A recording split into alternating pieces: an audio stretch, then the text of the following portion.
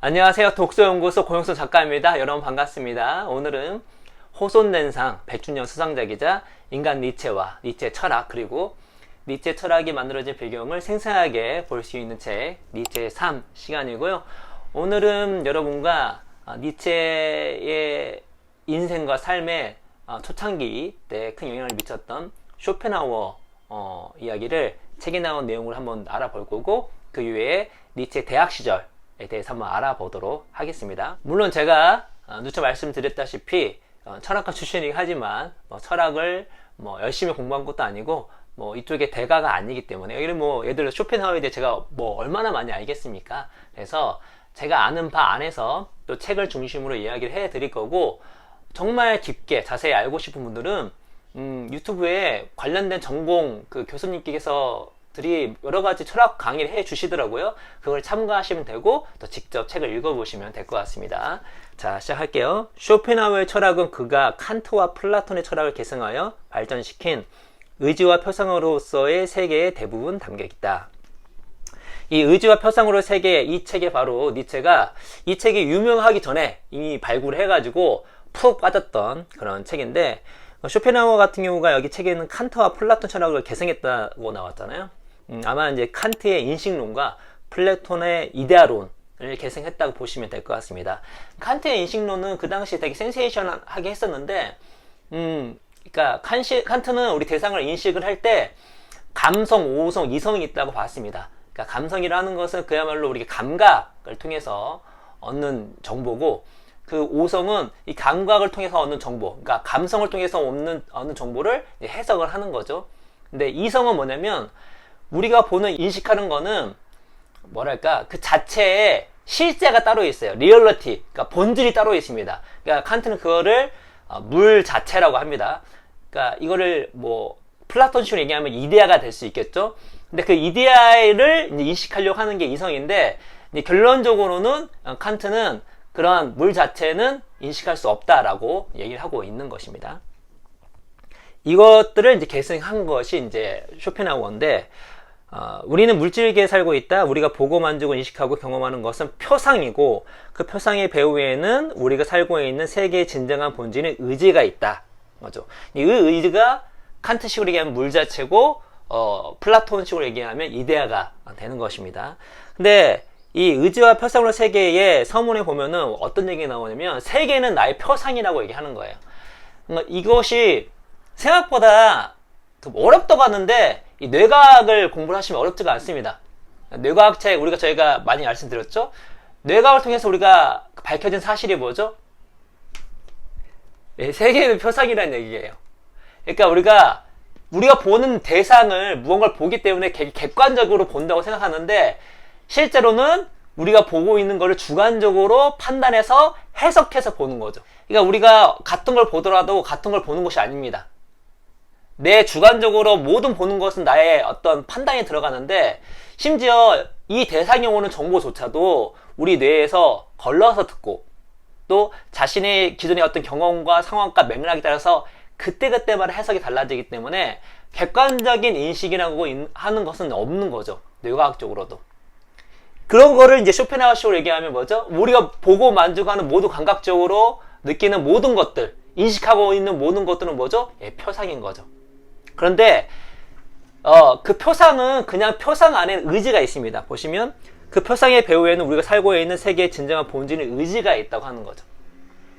근데 칸트와 쇼펜하우어가 다른 게 무엇이냐면, 이 의지가 물 자체, 칸트는 물 자체입니다. 칸트는 물 자체를 인식할 수 없다고 봤는데, 쇼펜하우어는 인식할 수 없다고까지 보진 않았습니다.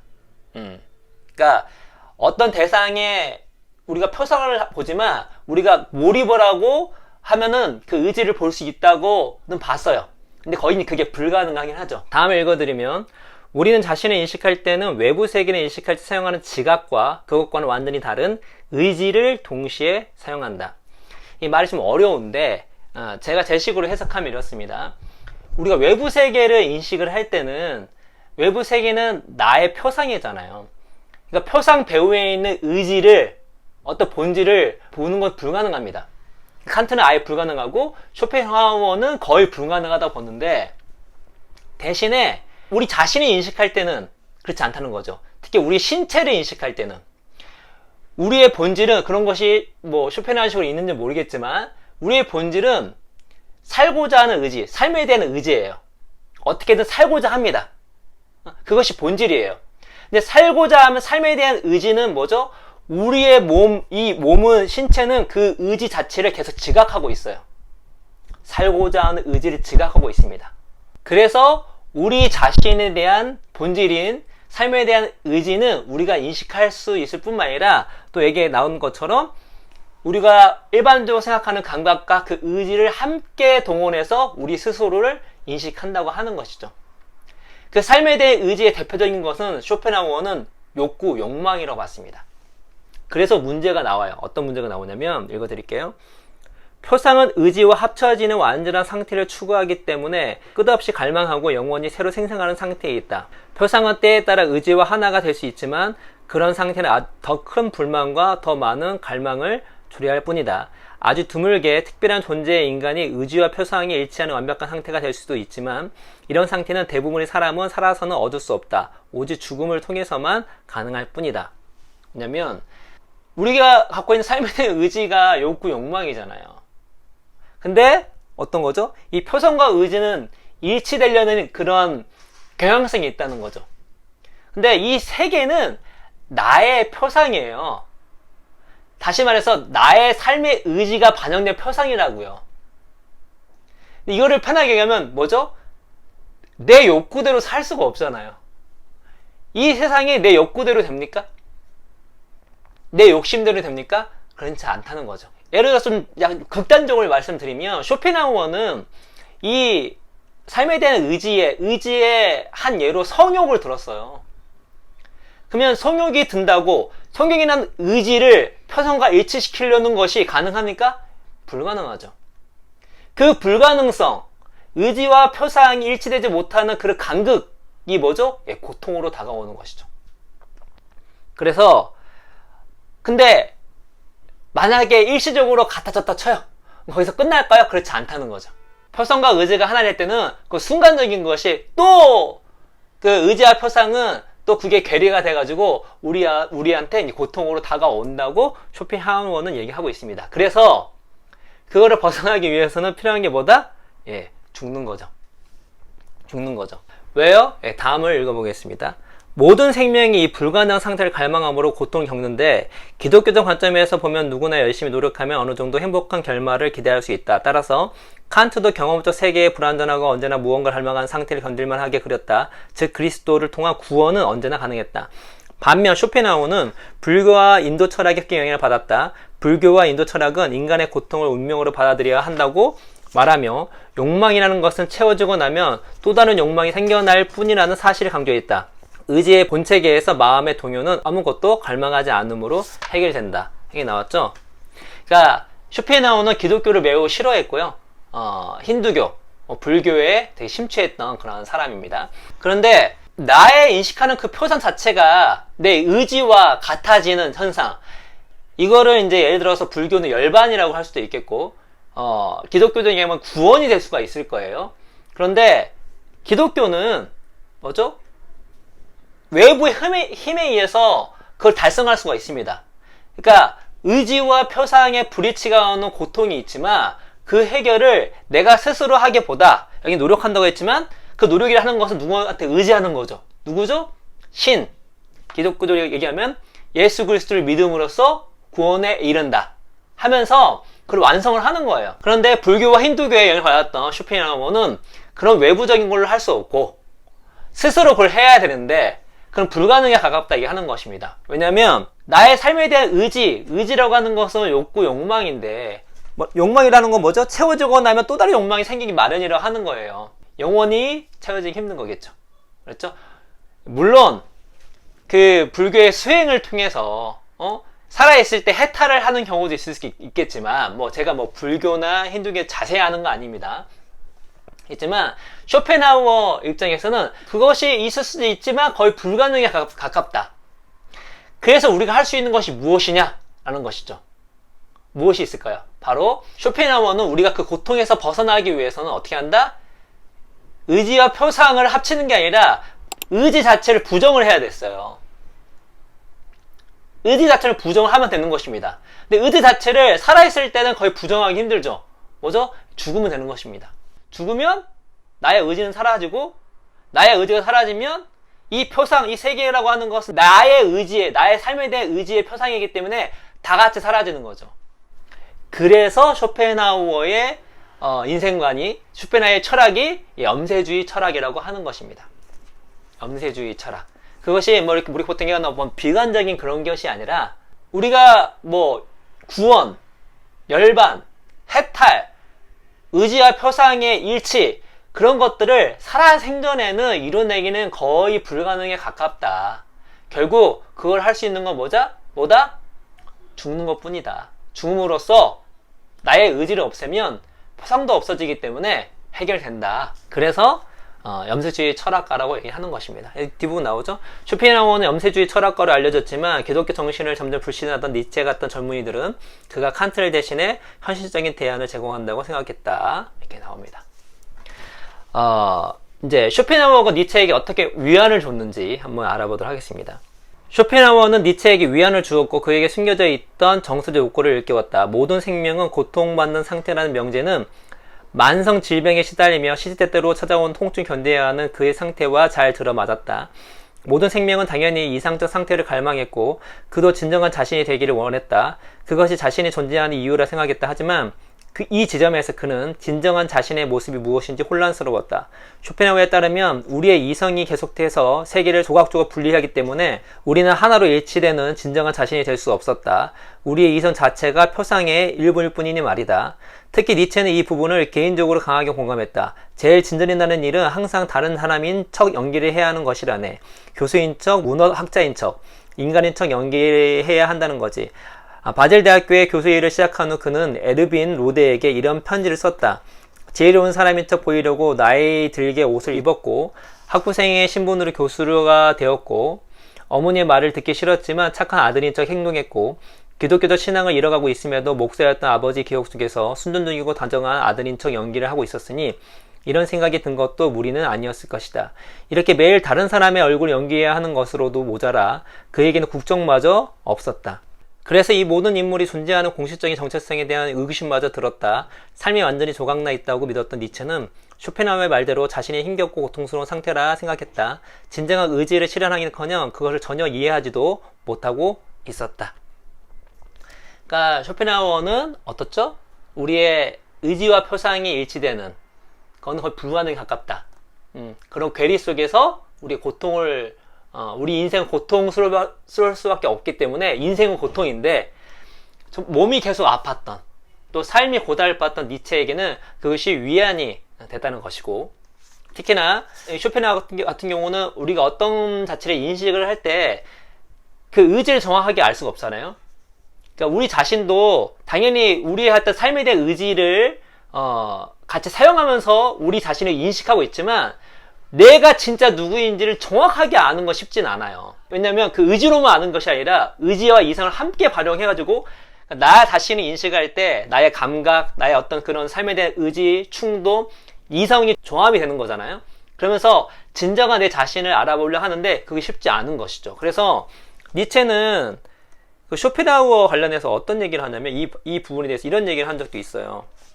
반시대적 고찰, 교육자로서의 쇼펜하우어에 뭐라고 얘기했냐면, 인간은 어떻게 자신을 알 수 있을까? 인간은 어두운 베일에 쌓여 있는 것이다. 토끼가 7개의 가죽으로 되어 있다면 인간은 가죽을 70번씩 7번을 벗겨도 여전히 이것이 진정한 당신이다. 더는 가죽이 아니다 라고 말할 수 없다. 이런 것이 바로 쇼펜하우어 책을 읽고 그리고 자신이 그런 책에서 읽었던 바를 삶에 투영을 하면서 나왔던 내용이 이런 내용이 나온 거죠. 근데 나중에는 뭐라고 얘기하냐면, 지혜로운 학문에는 내 자신이 되어라고 얘기해요. 진정한 너 자신이 되어라고 얘기를 해요. 결국 니체는 쇼펜하우어식의 어떤 염세주의적인 그런 철학, 그런 것들을 극복하려고 노력을 많이 하는 거죠. 완전히 알 수 없다, 불가능하다, 우린 죽어야 된다 라는 것들을 긍정을 통해서 또 그런 것들을 부딪히면서 해결하려는 어떤 모습을 보여주는 것이 이제 니체인데, 아무튼 이때는 니체는 쇼펜하우어에게 매우 큰 위안을 받았던 것 같습니다. 그래서 이게 쇼펜하우어에 대한 그런 내용이 바그너하고 어떻게 연결했냐면 이렇게 연결했습니다. 반면 바그너는 쇼펜하우어식 사고와는 거리가 멀어서 적어도 자기가 믿기에는 비무한 재능을 얻었다고 생각했다. 그는 자신의 의지와 표상은 하나가 되었다고 자신만만해했다. 심지어 자신의 정부인 코즈마와 장난스럽게 서로를 애칭으로 부를 때 자신의 의지, 그녀를 표상이라고 했다. 쇼펜하우어에게 음악은 존재 자체의 본질에 관한 진실을 드러낼 수 있는 유일한 예술이었다. 그림이나 조각 같은 다른 예술은 표상을 드러내는 표상일 뿐이다. 따라서 궁극적인 실체인 의지와는 더 동떨어지게 했다. 하지만 음악은 형체가 없으므로 비표상적이라는 의미에서 지성을 우위하여 의지에 직접 접근하도록 했다. 쇼펜하우어에게 음악은 특별한 것이었습니다. 뭐죠? 음악은 어떤 실체가 없기 때문에 그것도 좀 웃기긴 한데 음악이란 건 실체는 없지만 눈으로 보이지 않을 뿐이지 귀로 인식을 하고 있는 거잖아요. 그렇죠?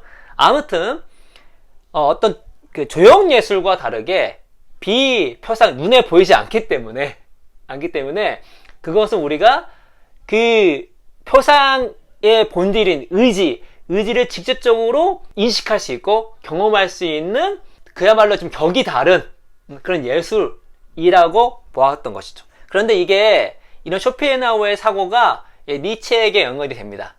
니체에게 연결이 돼서 니체가 어떻게 생각하냐면 바그너의 음악이 바로 이런 지성을 우위하여 의지를 직접 접근할 수 있는 그 음악이라 본 거죠. 그래서 이런 내용이 나옵니다. 모든 음악 중에서 바그너의 음악만이 니체에게 마법을 걸었고 시간이 갈수록 그 마법은 점점 더 강한 힘을 발휘했다. 바그너의 음악을 들을 때는 냉정함을 지킬 수 없었다. 그래서 온몸의 신경이 전율하고 모든 세포가 떨렸다. 어떤 음악도 바그너의 음악만큼 깊이 심장을 파고들어 황홀감을 지속시키지 못했다. 의지로 직접 접근하는 기분이 이럴까?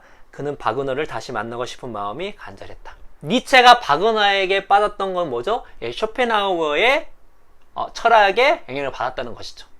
쇼펜하우어의 음악에 대한 인식을 어떤 그 견해를 받아들였기 때문에 또 본인 자체가 음악을 좋아했었고 이렇게 바그너의 음악이야말로 뭐죠? 표상의 배후에 있는 리얼리티, 이데아, 그 의지에 직접 접근하는 그런 느낌이 들 정도로 황홀했다. 때문에 니체는 바그너를 좋아하고 사랑할 수밖에 없었다. 라고 하는 것이죠. 그래서 이후에 이제 바그너와의 관계를 말씀드리겠지만, 그래서 니체는 바그너와 함께 지내다시피 하는 그런 관계까지 이루어집니다.